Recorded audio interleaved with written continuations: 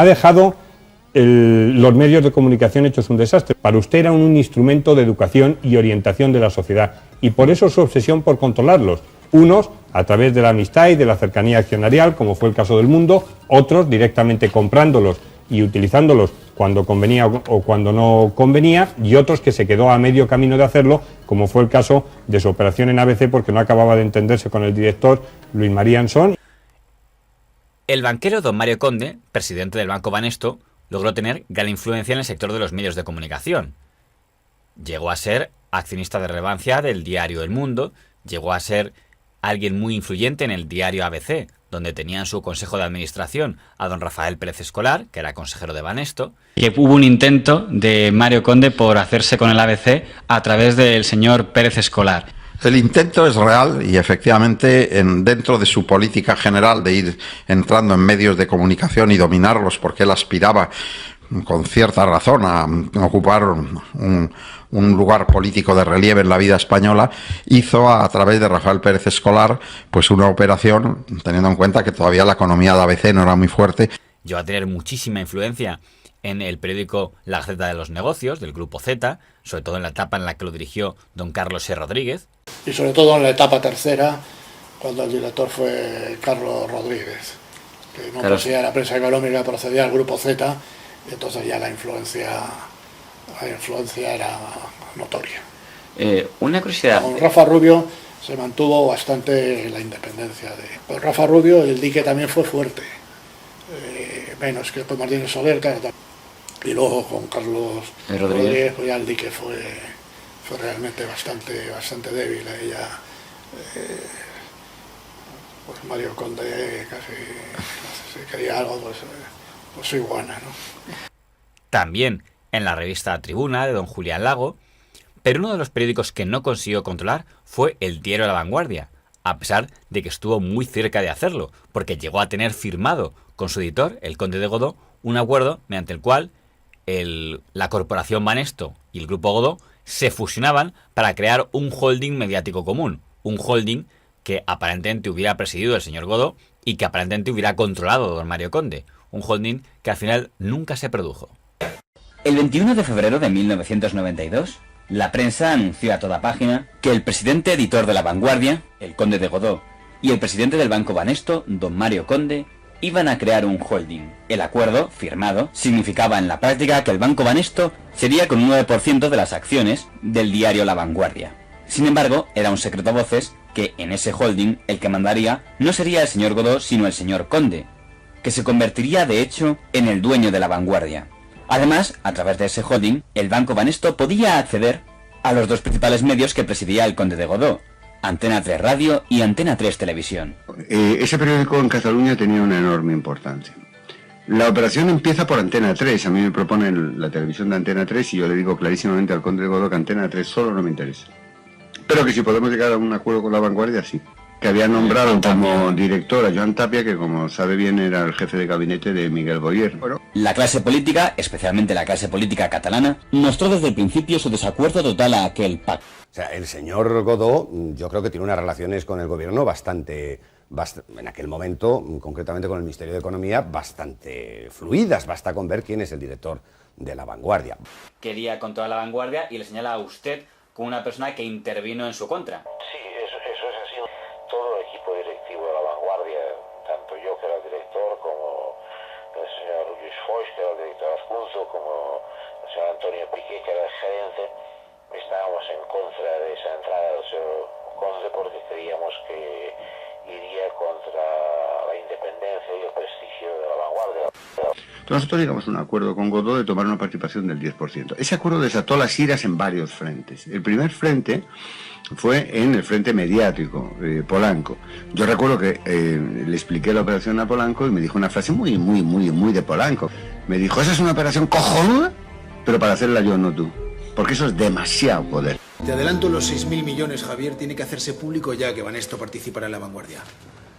Mira, no sé qué cuentos te cuentan ni quién, pero está claro que te presionan. Y yo no puedo esperar más. Se hará público.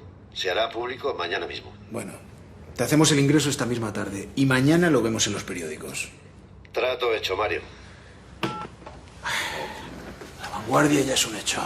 El caso de La Vanguardia para ganarse la amistad, porque usted estuvo a punto de comprar La Vanguardia para entregársela sin la menor preocupación a Jesús de Polanco, porque creía que con eso estaba blindado en La Vanguardia, en el resto de los medios, y blindado también en el Grupo Prisa. Cuando yo intento comprar La Vanguardia, fíjese,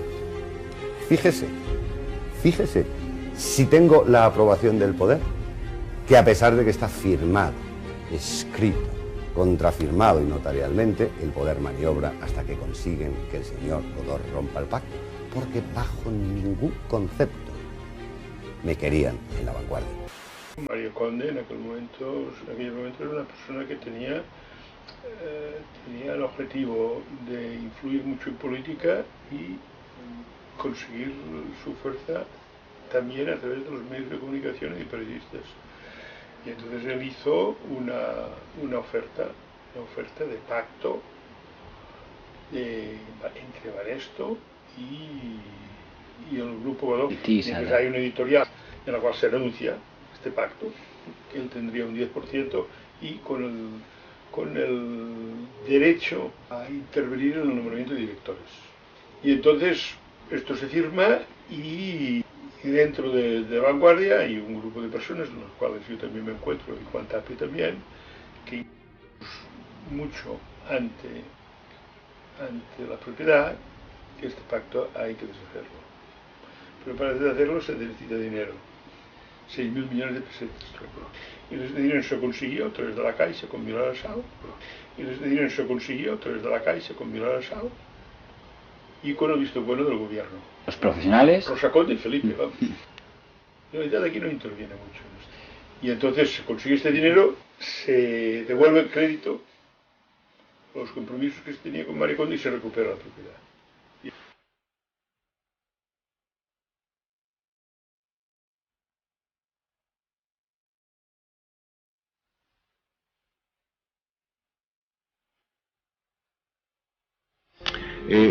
Cataluña era muy importante para el Partido Socialista, era muy importante en abstracto, porque si no ganas en Cataluña es muy complicado gobernar en España, y en concreto, porque los activos humanos que tenía el PSOE en aquel momento dentro de su organización y de su gobierno, conectados con Cataluña, eran decisivos. Léase don Narcís Serra. Narcís Serra tenía un proyecto personal que era o ser presidente del gobierno, muy razonable, o ser presidente de la Generalitat. Entonces manejó a Rosa Conde para que abortaran la operación de la Vanguardia. Pasa, Rosa. Siéntate. Tú conoces bien al director de La Vanguardia, ¿verdad, Rosa? Sí. Muy próximo a nuestro partido. Muy receptivo, sí. Lo sé, Rosa, por eso te he llamado.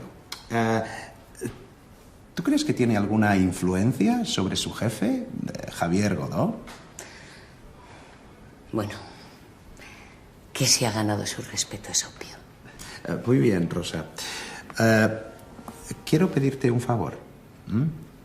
Me gustaría que hablaras con él de un tema que me preocupa. Un día después se hacía pública la ruptura total del mismo. El director de La Vanguardia, don Juan Tapia, publicaba: La Vanguardia desea seguir esta tradición y no quiere sentirse vinculada a las tomas de disposición económicas o políticas de un distinguido banquero de este país. Nosotros ya habíamos dado un cheque de 6.000 millones de pesetas y nos lo devolvieron. El repentino cambio de opinión del conde de Godó incrementaría su fama de alguien blando en los negocios. Tampoco no. Es decir, todo gobierno, yo me imagino, en cualquier política, en cualquier país, no solo este, evidentemente lo que intenta es influir en los medios de comunicación. Pues yo creo que es un intento noble. Ya volvemos a la historia que si se hace algo y si se deshace el pacto de Mario Conde o de Corporación Banesto, ha influido el gobierno o ha influido la Generalidad. Yo creo que ni tú, ni yo, ni los que nos escuchan somos muñecos. Tras el fracaso de su pacto con el conde de Godó, el banquero don Mario Conde optó por acercarse al otro empresario catalán de referencia, don Antonio Asensio, presidente del Grupo Z. Porque Mario Conde no logró entrar en la accionariado de La Vanguardia, nos echaron de Antena 3 Televisión. y entraron Mario Conde y Antonio Asensio del brazo.